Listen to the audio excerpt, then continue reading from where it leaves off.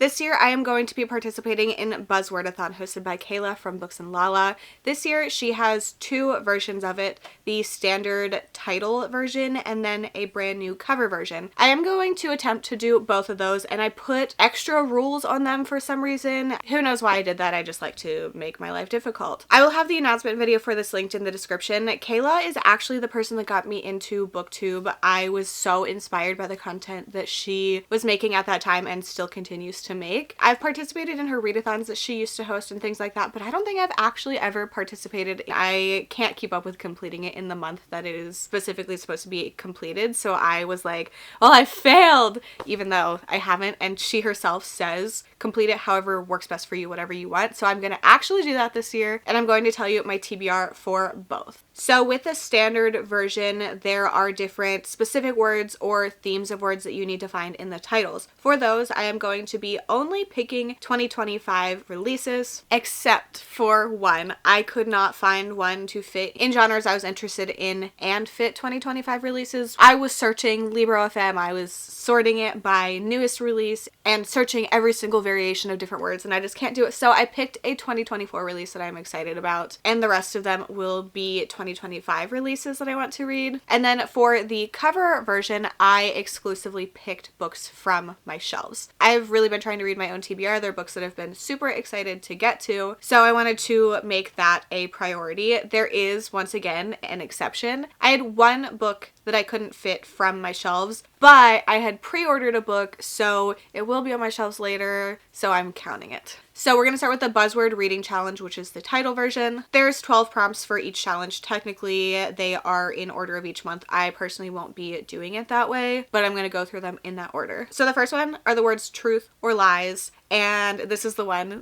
that I struggled with. Of course, we're starting with the thing that doesn't fit this little challenge I set for myself. So this is any book that has truth. I almost said truther instead of liar. Oh gosh. Truth, true, lies, liar, lying, lied, any variation of those specific words. So for this, I'll be reading Where Sleeping Girls Lie. This is a YA mystery thriller. I don't really read many YA books at this point, but this one sounds really good. And I haven't read Ace of Spades, but I've heard incredible things about that. And this is their newest book. A girl new to boarding school discovers dark secrets and cover-ups after her roommates disappears. I'm not going to go over the full synopsis of all of these books because I have 24 books to talk about, but this is one that I was excited to get on this TBR. Wasn't expecting to, since it's not a 2025 release. Next up is water-related words. So water, sea, river, lake, ocean. And for this, I will be reading Adrift in Currents, Clean and Clear. Is that the title? Yes. This is the 10th book in the Wayward Children series. I've read all of them up to this point. I really enjoy them, some more than others. It's a kind of connected series, but also there's some standalones and like new entry points. This seems like it'll be one that you can get into a little bit later in the series. But look at this cute little turtle on the cover. This is a portal fantasy series, and they're all novellas, and I've really enjoyed reading one every year. Next up is thing. The word thing has to be in the title. It can be thing, or it can be part of everything, nothing, something. So for this, I will be reading Nothing Ever Happens Here by Serafina Novaglass. I've read and enjoyed from this author previously. I've read one book. I gave it 4 stars, I believe. We are following a character who survives a harrowing attack that should have left her dead, and she's trying to move past it. And then she gets an anonymous note appearing on her windshield bearing the same threat that her attackers made, and she realizes that it's just the beginning of everything that's going on. Next, we have animals. Any sort of animal in the title. I think that's pretty self-explanatory. For this, I'm reading When the Wolf Comes Home by Nat Cassidy. I've read both of his novels, and I'm really excited for his novella Rest Stop. That came out a couple months ago, and his newest one, When the Wolf Comes Home, I think I'm going to really enjoy as well. So it is a unabashed adrenaline-fueled pop horror thriller. Our main character finds a young boy in the bushes outside of her house, and they are running for their lives when the father comes after them and he tries to hurt them. Then we have two, T-O-O or T-O, not T-W-O. The instructional titles are encouraged, like how to whatever or a guide to. Since I read so much, I'm trying to also not overlap books that I put on these lists, so I'm a little restricted with certain things. So it's not an instructional title, but Kind of, maybe a little bit. So I will be reading Close Your Eyes and Count to 10 by Lisa Unger. This is risky because I have given this author 1 star and 5 stars. And the 5-star that I gave was a very unpopular opinion.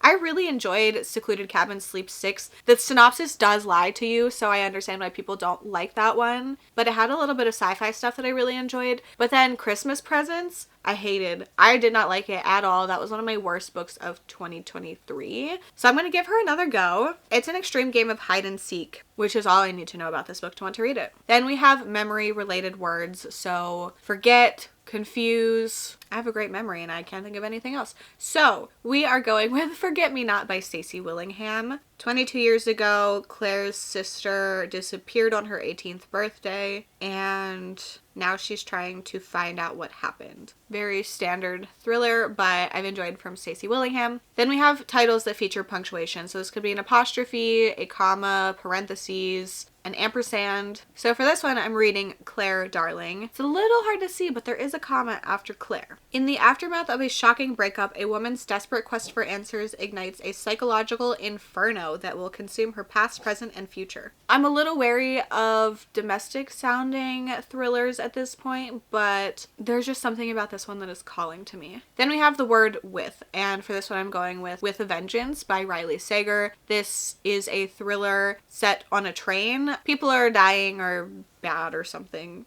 6 people ruined Anna Matheson's life, and now she's ready for retribution. She gets them all on a train. At 8 p.m. the train departs, and by 10 p.m. one of the 6 has been murdered. But she isn't responsible for the killing, and there's nobody else on the train. Then we have events. So these are like time-specific related events. So weddings, funerals, birthdays, vacations, parties, retreats. So for this, I will be reading The Business Trip by Jessie Garcia. We are following these 2 women who are on the same plane. The one is going on a business trip and the other one is fleeing an abusive relationship. And then they both text their friends about this same man, and then they both go missing. Then we have violent words. So killing, death, fight, murder. For this, I'll be reading You Killed Me First by John Marrs. I really, really love his sci-fi thriller kind of stuff, and I've tried one of his psychological thrillers and I enjoyed it. This is another psychological thriller. 3 women, 3 smoldering secrets. Who will make it out alive? Oh, I forgot the synopsis. It's November 5th and a woman awakens to a nightmare. Bound and gagged, she lies trapped in the heat of a towering bonfire. That's so dramatic. There's more people, but that one is the most stressful situation. Then we have the word never. Self-explanatory. For this, I'm going to be reading Never Flinch.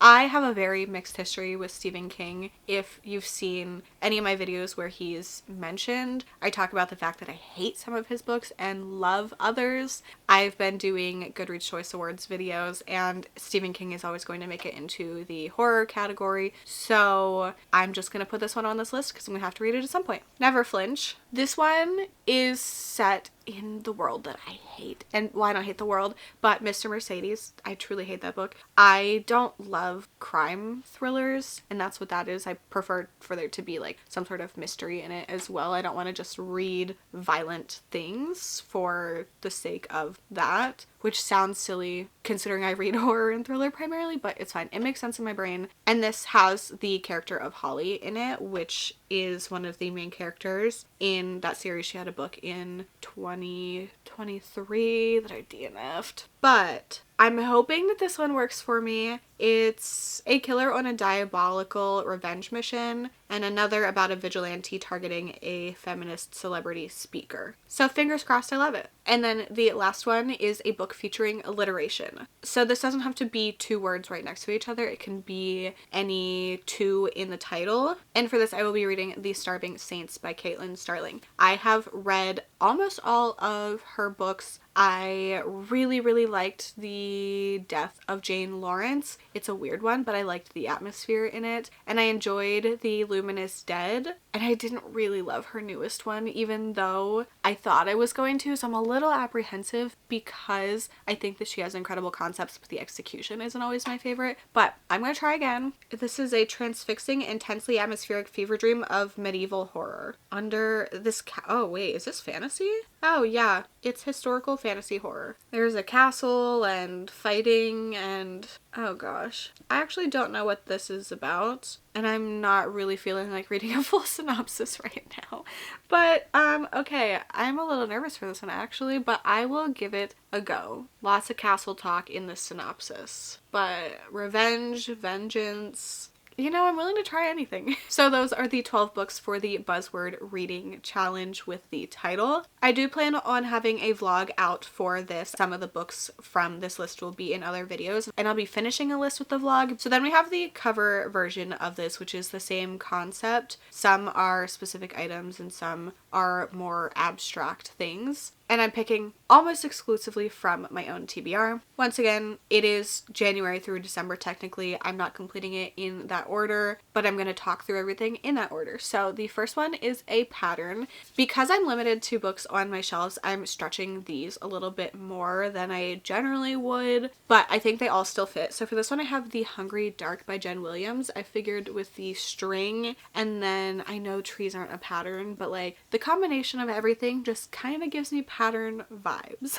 Murders plague a rural town as a scam artist psychic races to find the answers. There's been a murder. Someone pretending to be a psychic is trying to find them, and I'm assuming has her own secrets and is trying to keep those hidden. I really enjoyed her previous book. Then we have a cover featuring a skyline. For this I have Straight by Chuck Tingle. This is the skyline on here. There's a tear in the cause mirrors and the consequences are disastrous. For one night a year, the vast majority of humans now undergo a frightening mental change, transforming into hateful, rage-fueled zombies who will stop at nothing to satiate their desire for brutality. The thing is, it only targets cisgender straight people. I think this is going to be so fun. You know how I said there was going to be one book that I was going to pick that doesn't fit my self-imposed extra standard onto these lists? This is that one. So we have a cover featuring books. I don't have any on my shelves. My physical TBR is pretty small at this point, so I couldn't find anything, not even anything that I could stretch, other than one that I have pre-ordered, and that is Vera Wong's Guide to Snooping on a Dead Man. She's holding a notebook, which isn't completely a book, but you gotta do what you gotta do. I was like, well, if I'm pre-ordering it, it will be on my shelves by the time I read it. And a notebook has the word book in the word, so we're counting it. This is the second book in the Vera Wong series. The first one is Vera Wong's Unsolicited Advice for Murderers. The titles are so long, but I really, really enjoyed that one. I think I gave it 4.5 stars. It's one of my favorite cozy mysteries. I'm super happy to be back with this cast of characters, specifically Vera Wong. She's back and as meddling as ever. That's all I need to know. I love these characters. I can't wait. Next, we have a cover featuring an animal. This one was very easy because I have Mongrels by Stephen Graham Jones. I tend to really, really like his stuff. I'm a little nervous for this one because I don't know if werewolves are really my thing, but we're gonna give it a go. I really like Stephen Graham Jones' writing style, so I'm hoping this one works for me. It looks like this boy is deciding between fitting in with his family or the people on the other side of the tracks. Then we have a cover featuring eyes, which I love. They just really disturb me, but some of my favorite covers for some reason have eyeballs on them. I don't have any that are extreme eyeballs on my shelves anymore, which I'm kind of sad about. I need to get more. I do have some that are coming out this year, but I don't have them right now. So I'm going with The Unraveling by Vi Keeland. With the face on here and one eye specifically, I figured that this could count. This is a thriller. It isn't a love story, it's a story about obsession. You'll assume you know who the object of the obsession is, the psychiatrist concealing the twisted connection she has to her patient, or maybe her patient isn't as innocent as he seems, but more than one person hides a secret. To what lengths will desire and grief drive a person? Stop guessing, let the mystery unravel. This synopsis is so little. Interesting. I've heard great things about this one, and I am glad that I could fit it on this TBR. Then we have a cover featuring celestial objects, so moon, sun, stars, planets, anything like that. I have a couple sci-fi books on my shelves, so this was pretty easy, and I'm going with The Immortality Thief by Taryn Hunt. There's some stars on here. This is pretty celestial, even though that doesn't count. More in here. There's a nameless ship abandoned and hidden and lost, but there's secrets there and they could change the fate of humanity. This one is a little chunky, but I think I like space sci-fi, but maybe not space fighting, so we'll see how that goes. Then we have a cover featuring technology. I really, really struggled with this one. I am going with Standalone by Paul Michael Anderson. This is a sci-fi slasher, and the film that's on here counts as technology because it says anything anything that can be plugged into a power source or uses electricity to function. So film would use that. This is slashing through the multiverse, which I think kind of sounds like my perfect book. Then we have a cover featuring transportation, and I'm gonna go with another sci-fi book because this is one that I need to read very soon, and I have The Long Way to a Small Angry Planet by Becky Chambers. There's this little spaceship guy up here transporting them through the stars. I don't actually know what this book is about. I think there's some found family in here. Yeah, there's this crew on the Wayfarer, and I think it's really about the relationship that these people have. I'm sure space things happen as well. Then we have a cover featuring foliage, plants, trees, the works, you know. So I have Kin by Keelan Patrick Burke. There's lots of grass on here, and then there's some trees up here. This is horror, and there's cannibals. Yeah, a family of cannibalistic lunatics that people are on the run from. I've really enjoyed the 4 novellas that I've read from him, so that one I think is going to go well for me. Then we have a cover featuring a weapon, and here is where my romantasy era that I'm slightly in will help me out. So I have The Songbird and Heart of Stone by Carissa Broadbent. If you are up to date on all of my reading for some reason, you might know I haven't read the second one yet, but I figured that I would rather have the start of the next duology, even though it's the third in the overall series, in a vlog so that it would be easier to talk about. I think it's going to be 6 books made up of 3 duologies, so 2 books each. So I don't know what this one is actually about. Okay, this character is in the first one, but this world has vampires in it, so I really enjoy that. Then we have Food or Drink on the cover, and I have Cackle by Rachel Harrison. This is one that I planned on reading last year, but I just never got to it. There's obviously a cup on here, and it's steaming, so there's a drink in there. Rachel Harrison writes more cozy horror, and this one has something to do with witches. And the last one is a cover with a monochromatic scheme, not counting black or white. And for this I have The Family Plot by Megan Collins. There is a tiny bit of yellow in there, but this was the best I had on my shelves. I'm so sorry. This is what we have to go with.